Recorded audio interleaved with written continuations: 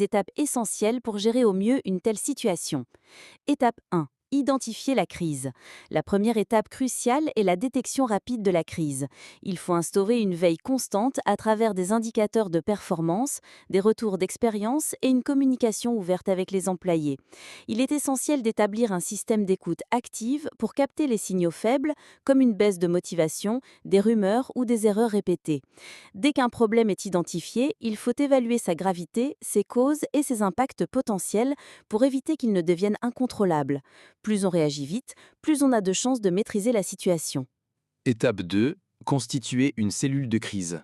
Une fois la crise confirmée, il faut immédiatement constituer une cellule de crise. Cette équipe doit réunir les décideurs clés, dirigeants, responsables communication, RH et sécurité si nécessaire. Leur rôle est de coordonner la réponse, de prendre des décisions rapides et de garder une vision claire de la situation. Il est aussi important de définir un porte-parole officiel pour éviter toute communication dispersée ou contradictoire. La cellule doit se réunir régulièrement, suivre l'évolution de la crise et ajuster leur stratégie en fonction des nouvelles infos. Étape 3. Communication et transparence. La communication joue un rôle central. Il faut informer rapidement tous les partenaires internes et externes avec honnêteté et transparence. Expliquer la situation sans minimiser ni exagérer en précisant les mesures prises pour résorber le problème.